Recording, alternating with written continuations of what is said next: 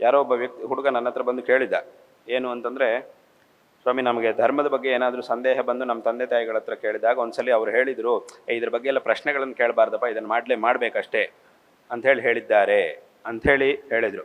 ನಿಜವಾಗ್ಲೂ ಹಾಗೆ ಮಾಡಬೇಕಾ ನಾವು ಅಂತ ಕೇಳಿದ ಒಬ್ಬ. ಅಂದರೆ ಏನು, ನಮ್ಮ ಧರ್ಮಾಚರಣೆ ಬಗ್ಗೆ ಪ್ರಶ್ನೆಗಳನ್ನೇ ಕೇಳಬಾರದಾ ನಾವು? ಪ್ರಶ್ನೆಗಳನ್ನು ಕೇಳದೆ ಹಾಗೆ ಕಣ್ಮುಚ್ಕೊಂಡು ಮಾಡಬೇಕಾ ಅಂತ ಕೇಳಿದ ಒಬ್ಬ. ನಾ ಹೇಳಿದೆ, ಪ್ರಶ್ನೆಗಳನ್ನು ಕೇಳಬಾರ್ದು ಅಂತ ಇಲ್ಲ, ಪ್ರಶ್ನೆಗಳನ್ನು ಕೇಳಬೇಕು. ಆದರೆ ಯಾರು ಪ್ರಶ್ನೆಗಳಿಗೆ ಉತ್ತರ ಕೊಡುವ ಸಾಮರ್ಥ್ಯ ಯಾರಿಗಿದೆಯೋ ಅವರ ಹತ್ರ ಹೋಗಿ ಕೇಳಬೇಕು.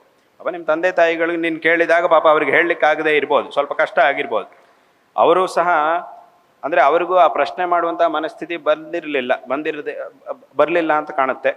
ಅವರೇನು ಅಂತಂದರೆ, ಇದು ನಮ್ಮ ಪರಂಪರೆ ಆದ್ದರಿಂದ, ಹಿರಿಯರು ನಮಗೆ ಹೇಳ್ಕೊಟ್ಟಿದ್ದಾರೆ, ಅದರಿಂದ ಆ ಒಂದು ಶ್ರದ್ಧೆಯಲ್ಲಿ ಅವರು ಅನುಷ್ಠಾನ ಮಾಡ್ಕೊಂಡು ಹೋಗ್ತಿದ್ದಾರೆ.